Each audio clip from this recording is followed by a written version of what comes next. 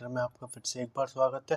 तो मैं आज आपके लिए फिर से एक बार लेकर आ चुका हूँ कैटालिसिस का एक नया वीडियो।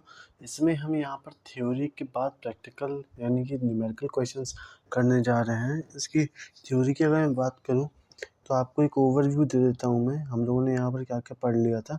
हम लोगों ने जाना था कैटालिसिस के बारे में। कैटलिस्ट होते क्या हैं, वो क्या होते हैं, उसके कितने ज़्यादा प्रकार होते हैं, उसके वो कितने टाइप के होते हैं, उनको कितने प्रकार, मतलब इसको हमने बहुत ज़्यादा सब डिवाइड कर दिया था। ठीक है, सबसे पहले हमने जाना था टाइप ऑफ कैटलिस्ट। कैटलिस्ट सबसे पहले हमने जाना था क्या होता है।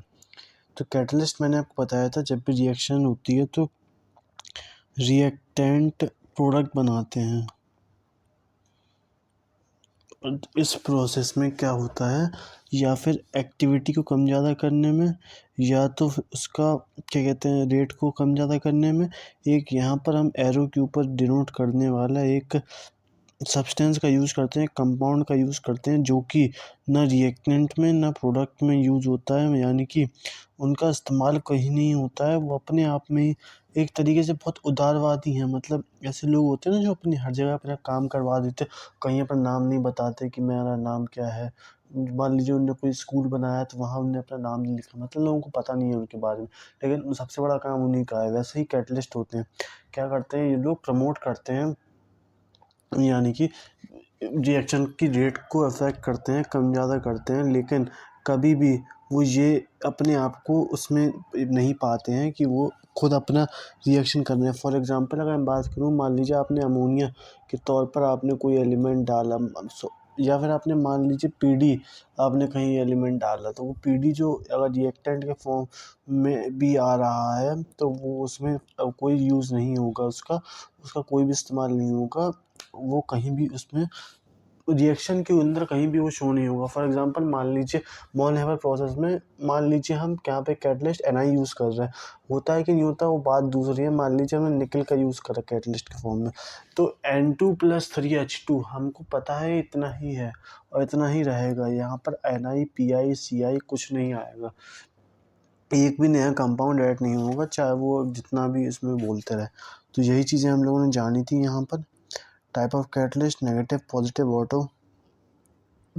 नेगेटिव कैटलिस्ट जो रेट कम कर देते हैं, पॉजिटिव कैटलिस्ट जो रेट बढ़ा देते हैं, ऑटो कैटलिस्ट जो अपने आप चीज़ों को डील करते हैं। अब यहाँ पर स्टार्ट करने से पहले मैं आपको एक चीज़ बता दूँ कि हमारा एक नया कोर्स आ चुका है। अगर आपको उसके बारे में जानकारी नहीं है और जानकारी लेनी है तो मैं आपको बता दूं कि हमारा एक नया कोर्स आ चुका है, जिसमें हम डिफरेंट चीज़ें पढ़ा रहे हैं और बहुत सारे बच्चे उसका फ़ायदा भी उठा रहे हैं। अगर आपको उसका फ़ायदा उठाने हैं तो आप मेरे को इंस्टाग्राम पर कांटेक्ट कर सकते हैं। वहाँ से मैं आपको ढूंढ लूँगा, आपको बता दूँगा, आपको समझा दूँगा चीज़ें, और हमारी टीम आपके लिए तत्पर है।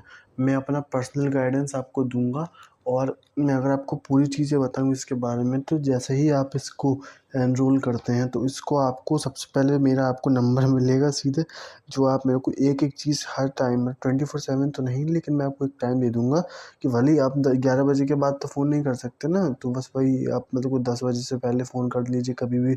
उसके बाद मेरे से कभी भी कुछ भी पूछ लीजिए करके। तो आप मेरे को वहाँ पूछ सकते हैं। आपको 1 घंटे की तीनों क्लासें मिलेंगी, आपको अनलिमिटेड डाउट सेशंस मिलेंगे। आपको जब भी मेरे को मैसेज करना है मैं हाल-फिलहाल उसको रिप्लाई करूँगा 5 मिनट के अंदर। उसके बाद और भी कई सारे आपको पर्क्स मिलेंगे उसके बारे में। तो काफ़ी इंटरेस्टिंग चीज़ें हैं, तो आप उसके लिए रेडी रहिएगा। चलिए यहाँ पर देखते हैं आगे क्वेश्चंस में क्या है। पहला क्वेश्चन देख लेते हैं यहाँ पर हमसे क्या कह रहा है। पहला क्वेश्चन देख लेते हैं यहाँ पर हमसे क्या कह रहा है। यहाँ पर लिखा है substance which alter the speed of the reaction without themself. Simple है, कैटलिस्ट। ठीक है, यहाँ पर मतलब उसका कोई भी इस्तेमाल नहीं हो रहा है तो कैटालिसिस कहलाएगी। उस प्रोसेस को कैटालिसिस कहते हैं, और उस चीज़ को हम कैटलिस्ट कहते हैं। ये भी बहुत इंपॉर्टेंट चीज़ है। अगर मैं बात तो करता हूँ प्रमोटर्स की, तो प्रमोटर का एक सब्सटेंस है प्रमोटर, और पूरी प्रोसेस है प्रमोशन। या मान लीजिए कैटालिस्ट एक प्रोडक्ट है, एक चीज़ है, कुछ है, एक सब्सटेंस है, एक कंपाउंड है। लेकिन कैटालिसिस एक प्रोसेस है जिसके अंदर वो जो रेट रिएक्शन को कम ज़्यादा कर रहा है ऑटो कैटलिस्ट के फॉर्म में चीज़ों को बदल रहा है, उसको उसमें लिया जाएगा।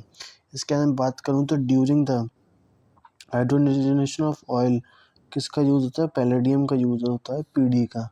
तो ये भी काफ़ी एनआई का यूज़ होता है, माफ़ कीजिएगा एनआई, मैं किसी और की कंफ्यूज हो गया। यहाँ पे catalyst substance which,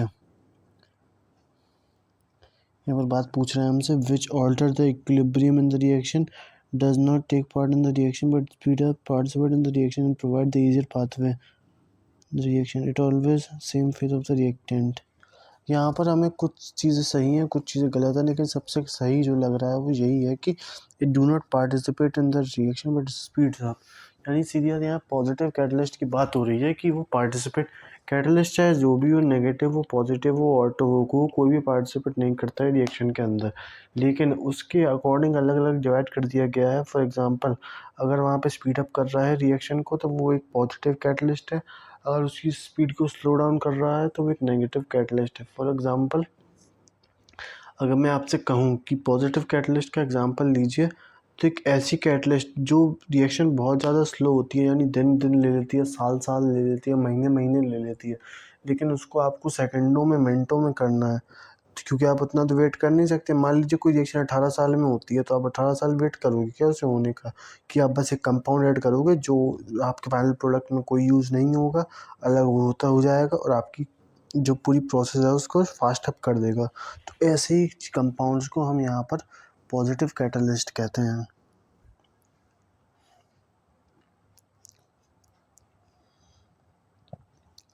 ammonia is use in the catalyst manufacture of ammonia, iron is use as a catalyst in the manufacture of ammonia is example of, ये किसका एग्जाम्पल, यहाँ पर आपको बोलेंगे हेट्रो, होमोम और ऑटम।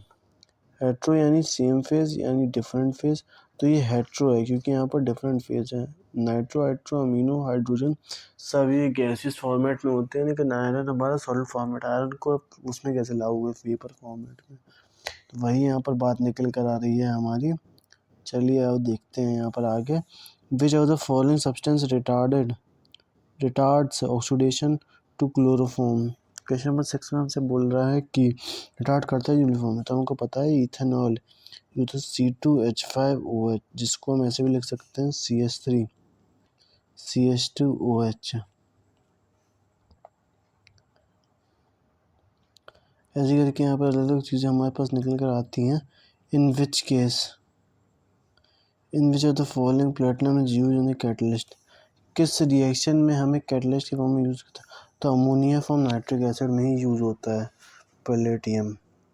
चलिए यहाँ पर बात करते हैं, जो ऊपर वाला क्वेश्चन था इसमें मैंने गलत गलत बोला था, वो एक्चुअली गलत नहीं था। क्या होता है ना, जब भी हमारे पास 4 ऑप्शन आते हैं, अब मान लीजिए ए भी सही है, बी भी सही है, सी भी सही है, यानी कि अगर ए बी सी डी सही है, यहाँ पर लिखा है फॉर एग्जांपल अमोनिया में कौन सा यूज़ होता है, तो एन भी यूज़ होता है, पी भी यूज़ होता है, लेकिन हम एन पर टिक लगाएंगे। वो क्यों, क्योंकि जो पहले है वो है, या फिर ए और बी बोथ होगा तो उस पर लगाएंगे। समझ रहे हैं आप मैं क्या कह रहा हूँ, वही चीज़ है। इनहिबिटर्स क्या होते हैं, क्वेश्चन नंबर 8 है इनहिबिटर्स। यहाँ पर लिखा है soap chemical which is required, ये बिल्कुल गलत है, retard the rate of chemical reaction सही है, do not allow the two start और रिड्यूसिंग एजेंट, ये भी गलत है। क्वेश्चन नंबर हमारे पास ये सही हो गया बेसिक कि as a chemical reaction.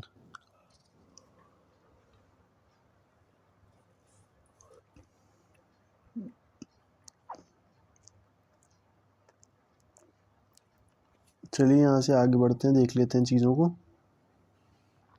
Which of the following substance act as a catalyst to finally divides the Haber process?